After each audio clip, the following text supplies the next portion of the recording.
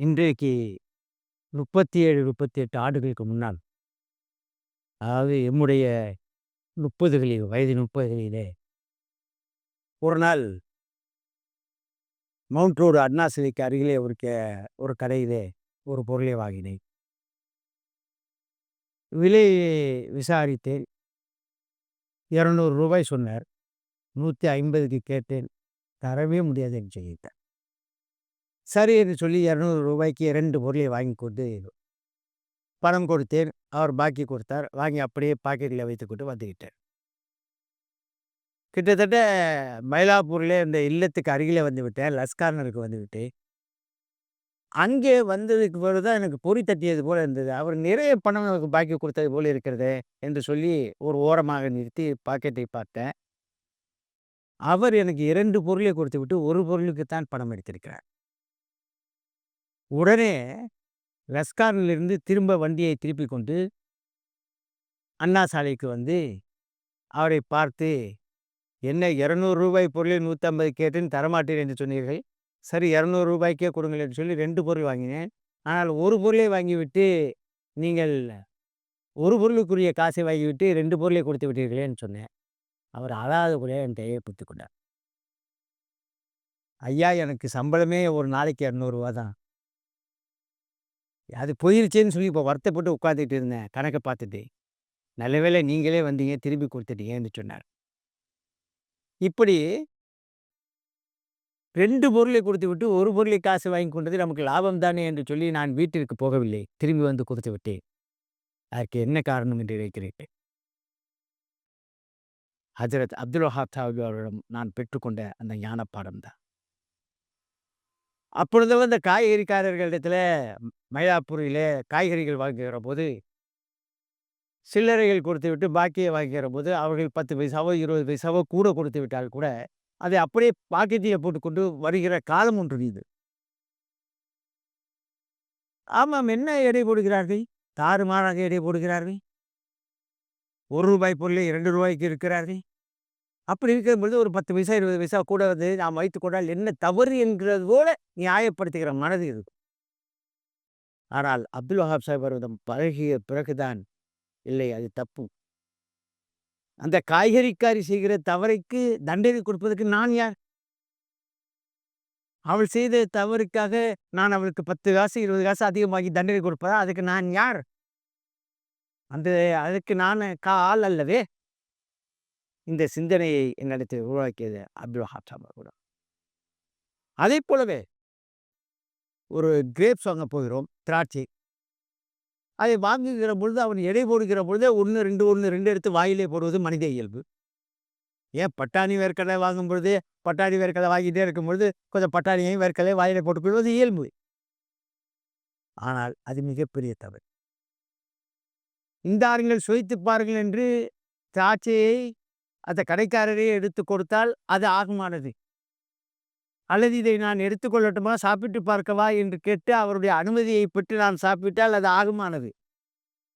அப்படி இல்லாமல் நானாகவே எடுத்து சாப்பிட்டேன் என்று சொன்னால், அது அடுத்தவருடைய சொத்தை அபகரிப்பது போல, கொள்ளையடிப்பது போல, அது ஆகுமானதல்ல என்பதை, அந்த உணர்வை நாங்கள் பெற்றுக்கொண்டதும் அப்துல் வஹாப் சாஹிப் அவர்களாம்.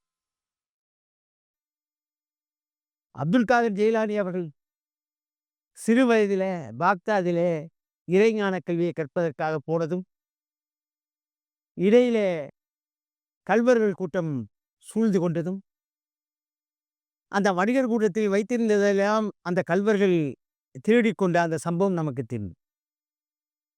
அந்த சம்பவத்தின் போது முதலிலே அவர்கள் அப்துல் காதர் ஜீலானி ரஹ்மத்துல்லாஹி அவர்களை, அந்த சிறுவரை கண்டுகொள்ளவே இல்லை. ஏனென்றால் அவருடைய கோலம் அப்படி இருந்தது. அவருடைய உடை அப்படி இருந்தது. அப்படியே அவரை ஒதுக்கி வைத்து விட்டாங்க. ஆனால் போகிற போக்கில ஒரு கள்வன் கேட்டான், "நீ ஏதாவது வைத்திருக்கிறாயா?" உடனே அப்துல் காதர் ஜீலானி சொன்னார், "ஆம், 40 தீனார்கள் வைத்திருப்பேன்." கேட்ட கள்வனுக்கு அதிர்ச்சி.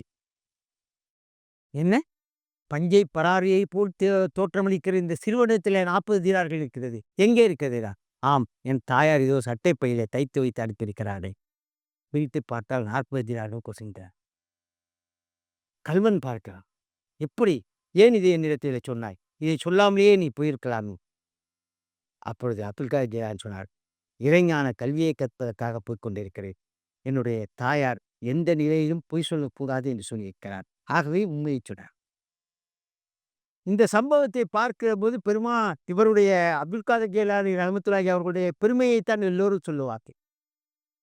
எப்படி உண்மை பேசினார், எப்படி உண்மையாக இருந்தார், வாய்மையாக இருந்தார் என்றெல்லாம் சொல்லுவார்கள். ஆனால் இன்னொரு புறத்திலே பார்க்க வேண்டும். அவர் சொல்லிய சொல் அந்த கள்வனுடைய இதயத்திலே ஒரு பொறியை உண்டாக்கி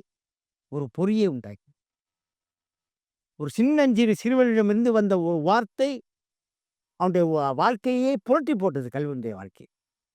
அன்றிலிருந்து தன்னுடைய அந்த திருட்டு தொழிலையே விட்டு ஞானப்பாதைக்கு அந்த கள்வன் வந்து விட்டான் என்று பார்க்கிறோம்.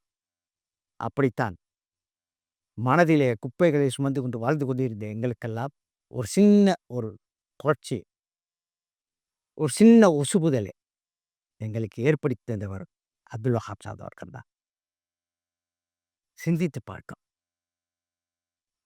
குடிகாரர்கள் ஒரு 10, 15 பேர் கடற்கரை ஓரம் நன்றாக குடித்துவிட்டு கடைசியில் குடித்து முடித்து எழுந்து அவர்கள் பக்கத்திலே இருக்கிற படகை பார்த்து, வாருங்கள், நாம் எல்லோரும் இந்த படகிலே போவோம், எல்லோரும் துடுப்பு போடுவோம், காலையில எவ்வளவு தூரம் நாம் கடலிலே சென்றிருக்கிறோம் என்பதை பார்ப்போம் என்று சொல்லி அந்த படகிலே ஏறினார்கள். துடுப்பை போட்டார். அந்த அமைதியான நேரத்தில் அவர்கள் துடுப்பு போடுகிற சத்தம் மட்டும்தான் கேட்டது. விடிந்தது. விடிந்ததும் ஆவலோடு நாம் எவ்வளவு தூரம் வந்து இருக்கிறோம் என்று பார்த்தார்கள். அவர்கள் எந்த தூரமும் வரவில்லை. படகு எந்த இடத்தில் இருந்ததோ அந்த இடத்திலே இருந்தது. அவர்கள் இருந்த இடத்தை விட்டு புறப்படவே இல்லை. அப்பொழுதுதான் பார்க்கிறார்கள், படகு தண்ணீரில் அடித்துச் செல்லாமல் இருப்பதற்காக கட்டப்பட்டு இருக்கிற அந்த விலங்கை அவர்கள் எடுத்து விடவே. அதனாலே அந்த படகு அந்த இடத்திலேயே தான் இருந்தது. அதே போலத்தான் வாழ்க்கையிலே மனதிலே இருக்கிற தலைகளை எடுக்காமல் இறைஞான பயணம் என்பது எதுவுமே இல்லை என்பதை அப்துல் வஹாப் சாமி எனக்கு கற்றுக் கொடுத்தார். மனம் என்பது குப்பைகளினாலே ஆகியிருக்கிறது. நாம் கேட்கிற பிரார்த்தனை ஏன் பலிக்க மாட்டேங்கிறது? காரணம், வெறும் குப்பைகளாலேயே நிறைந்திருக்கிற இந்த மனதை கொண்டு நாம் பிரார்த்திக்கிற போது அந்த பிரார்த்தனைக்கு வலிமை இருக்க முடியுமா? சரி, இந்த குப்பை நிறைந்த இந்த மனதை எப்படி தூய்மைப்படுத்துவது? ஒரு கண்ணாடி டம்ளர். அந்த கண்ணாடி டம்ளர்ல அசுத்தமான நீர் நிறைந்திருக்க. ஆக கசடு, மண்டி, அழுக்கு நிறைந்திருக்கிற அந்த அழுக்கு நீர் நிறைந்திருக்கிறது. இந்த அழுக்கு நீரை எப்படி போக்குவது? நல்ல தூய்மையான தண்ணீரை அதில் ஊற்றுவோம். ஊற்றிக்கொண்டே இருப்பது. ஆக நல்ல தண்ணீர், குடி தண்ணீரை ஊற்றிக்கொண்டே இருக்க இருக்க இருக்க அந்த அழுக்கு தண்ணீர் வெளியேறி விடுகிறது. ஒரு கட்டத்திலே தூய்மையான நீர் மட்டுமே அந்த கண்ணாடி பாத்திரத்திலே தங்குகிறது. அதே போலத்தான் மனதிலே நாம் நல்ல எண்ணங்களை எண்ண நல்ல பேச்சுக்களை பேச பேச நல்ல செயல்களை செய்ய செய்ய இன்னும் திக்ரு செய்ய செய்ய அந்த அழுக்குகள் அகலும் என்கிற வித்தையை எங்களுக்கு கற்றுத்தந்தவர் அப்துல் வஹாப் சாபா. யாம் கேட்கிற பிரார்த்தனை எல்லாம், நாம் வணங்குகிற வணக்கமெல்லாம் முறையாக அமைந்திருக்கிறதா, ரூஹ் உள்ளதா, உயிர் உள்ளதா என்பதை சிந்திக்க பார்க்கிறோம். ஒரு சூஃபி மௌனமாக அமர்ந்திருந்தார்.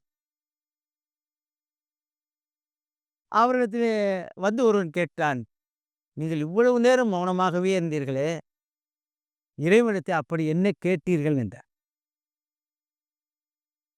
அவர் சொன்னார், நான் எதுவும் கேட்கவில்லை, நான் எதுவும் வாய் திறந்து பேசவில்லை, கேட்டுக்கொண்டிருந்தேன் என்றார். அடுத்து என்ன செய்தீர்கள்? நான் பேசினேன், இறைவன் கேட்டுக்கொண்டிருந்தார். முதலிலே இறைவன் பேசினான், நான் கேட்டுக்கொண்டிருந்தேன்.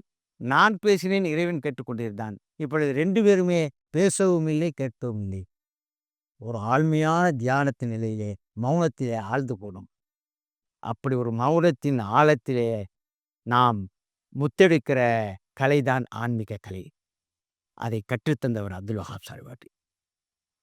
அப்படிப்பட்ட ஒரு நிலையிலே எங்களுக்கு எப்படி வாழ்வது, என்ன செய்வது, என்பதை எங்களுக்கு எடுத்துச் சொன்னார்.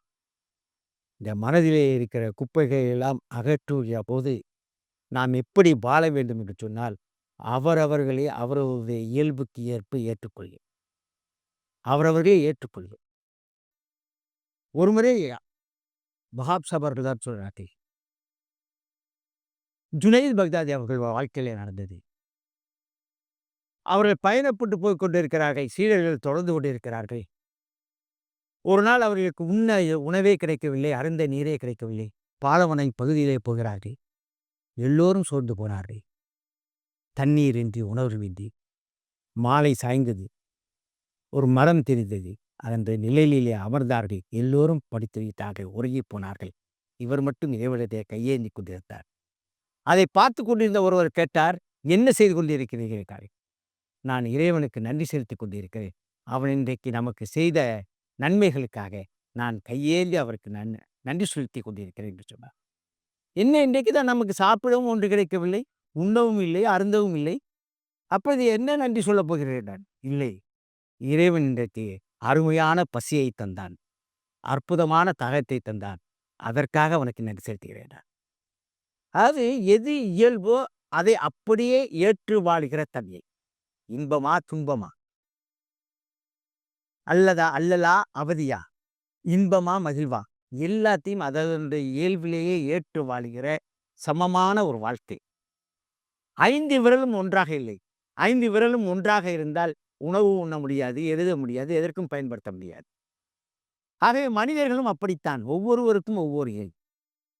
அந்தந்த மனிதர்களை அவரவர்களுடைய இயல்புக்கு ஏற்ப ஏற்று வாழ்வதுதான் வாழ்க்கை. அப்படி ஏற்றுக்கொள்கிற போதுதான் சுமூகமான வாழ்க்கை. அப்படி அந்தந்த மனிதர்களுடைய அவரவர்களுடைய இயல்புகளுக்கு ஏற்ப ஏற்று வாழ்கிற அந்த உன்னத நிலைக்கு எங்களை உயர்த்தியவர் அப்துல் வஹாப் சாப். அப்படிப்பட்ட ஒரு நிலையை எங்களுக்கு தந்தவர். பொதுவாக ஞானிகள் மற்றவர்களை கவர வேண்டும் என்று நினைப்பதில்லை. இன்னும் சொல்லப்போனால் அவர்களிடத்தில் எத்தனையோ பேர் தங்களுடைய நோய் தீரப்பட்டிருக்கிறார்கள். தங்களுடைய கைகூடாத காரியங்கள் எத்தனையோவற்றை அவர்கள் கைகூடி சென்றிருக்கிறார்கள். ஆனால் அதையெல்லாம் பற்றி அவர்கள் எங்களிடத்தில் பிரஸ்தாபிப்பதில்லை, சிலாகித்து பேசுவதில்லை. அதற்கு பதிலாக ஆன்மீக உணர்வுகளை மட்டும்தான் எங்களிடத்தில் பேசிக் கொண்டிருந்தார்கள். காரணம் என்ன? அபு ஹனீஃபா ரலியல்லாஹு அன்ஹு அவர்களுடைய வாழ்க்கையில் நடந்ததாக சொல்லுவார்கள். ஆன்மீக தேடலிலே ஒருவர் ஒரு சூஃபி இடத்திலே கேட்டார், "ஐயா, இது போல நான் பெரிய ஞான குருவை தேடிக்கொண்டு அலைந்து கொண்டிருக்கிறேன். எனக்கு ஒரு ஞான குருவை பற்றி நீங்கள் சொல்லுங்கள். நீங்களும் ஒரு ஞானகுரு மாதிரி தான் தெரிகிறீர்கள். மிகச்சிறந்த ஒரு ஞான குருவை எனக்கு சொல்லுங்க" என்றார். அவர் சொன்னார், "நீ தேடுகிற ஞான குரு வெறும் மணலில் அமர்ந்திருப்பார். விருப்பு இருக்காது. அது உடம்பிலே மிகப்பெரிய கம்பளியெல்லாம் போர்த்தி இருக்க மாட்டார். சாதாரணமாகத்தான் இருப்பார். நீ உற்று கவனித்தால் அவருக்கு பின்னால் 2 ஈச்ச மரங்கள் இருக்கு. அப்படிப்பட்ட இடத்திலே அமர்ந்திருக்கிற ஒரு ஞானகுருவை போய் தேடு" என்று சொன்னார். சரி என்று புறப்பட்டான் இந்த மனிதன். ஓராண்டல்ல, ஈராண்டல்ல, பல ஆண்டுகள் தேடிக்கொண்டே போனான். ஓரிடத்திலே ஒரு ஆளை பார்த்துவிட்டு ரொம்ப சந்தோஷமாக போனான். ஆகா, இவர்தான் நாம் தேடி வந்த ஞானகுரு என்று. ஆனால் அவரோ பட்டு பீதாம்பரத்தின் மீது அமர்ந்திருந்தார். ஆகா, இவர் இல்லை. இன்னொரு குருவை போய் பார்த்தார். அவர் மிகப்பெரிய விலை உயர்ந்த சால்வைகளை எல்லாம் போர்த்தி கொண்டு, மிகப்பெரிய தலப்பாகை எல்லாம் கட்டிக்கொண்டு, மிகப்பெரிய ஆடம்பரமாக அமர்ந்திருந்தார். ஓ, இவரும் இல்லை, நான் தேடி வந்தேங்க. இப்படி பல ஆண்டுகள் தேடிவிட்டு, சரி, இன்னைக்கு நமக்கு பயனில்லை, நாம் திரும்ப வீட்டுக்கே போவோம் என்று திரும்பி வந்து கொண்டிருக்கிறார்.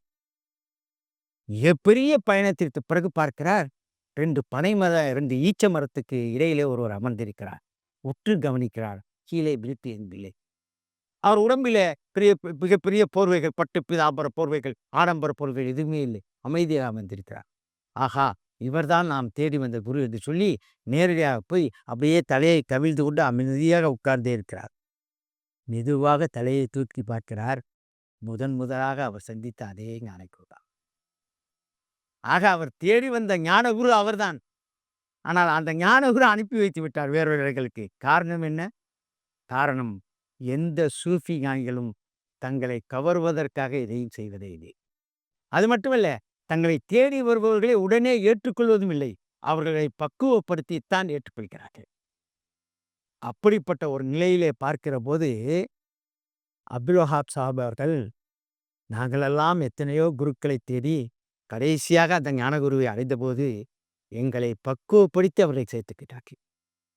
அப்படி தன்னை கவர வேண்டும், தனக்கென்று ஒரு பெரிய நிறுவனம் இருக்க வேண்டும், தன்னை சுற்றிலும் ஆயிரக்கணக்கான சீடர்கள் இருக்க வேண்டும், தன்னுடைய அற்புதங்களை எல்லாம் பேச வேண்டும், அப்படி என்று நினைக்கிற யாரும் உண்மையான சூஃபி ஞானியாக இருக்க முடியாது. ஆனால் உண்மையான சூஃபி ஞானியாக அப்துல் வஹாப் சாஹிப் அவர்கள் வாழ்ந்தார்கள், வாழ்ந்து காட்டினார்கள். வருகிறவர்கள், தேடி வருகிறவர்கள் என்ன நாடி வருகிறார்களோ அதையெல்லாம் செய்தாங்க. இன்னும் சொல்லப்போனால் நிறைய பேர் தங்களுடைய நோயை, தங்களுடைய துன்பத்தை, தங்களுடைய அல்லலை, தங்களுடைய அவதியை இவற்றையெல்லாம் போக்கிக் கொள்ளத்தான் அவரிடத்தில் வந்தார்கள். அவருடைய கராமத்துக்களுக்காக அவரிடத்தில் வந்தார்கள். ஆனால் எங்களை போன்ற ஒரு சிலர் தான் ஞானத்துக்காக அவரிடத்திலே போற. அப்படிப்பட்டவர்களுக்கு என்ன சொன்னார்கள் தெரியுமா? இந்த கதையை சொல்லி சொன்னார்கள், நீங்கள் எதை தேடுகிறீர்களோ அது உங்களிடத்திலேயே இருக்கிறது. எதை நீங்கள் தேடுகிறீர்களோ அது உங்களிடத்திலே இருக்கிறது. ஆகவே இயல்பாக வாழ்வீர்கள். உயர்ந்த மௌன நிலைக்கு போங்கள். உங்கள் உள்ளத்திலே இருக்கிற அழுக்குகளை எல்லாம் சுத்தம் செய்ய வேண்டுமென்றால் தியானத்தை மேற்கொள்ளுங்கள், திக்ரு பயிற்சியை மேற்கொள்ளுங்கள் என்றெல்லாம் கற்றுக் கொடுத்து இன்றைக்கு நாங்கள் இந்த அளவுக்கு உயர்ந்திருக்கிறோம் என்று சொன்னால் அதற்கு அந்த ஞான பெருந்தகை பெரும் காரணம் என்பதை இந்த நேரத்திலே நன்றி உணர்வோடு நினைத்து பார்க்கிறோம். எல்லாம் வல்ல இறைவன் அவரை நிச்சயமாக புரிந்து கொள்வார்.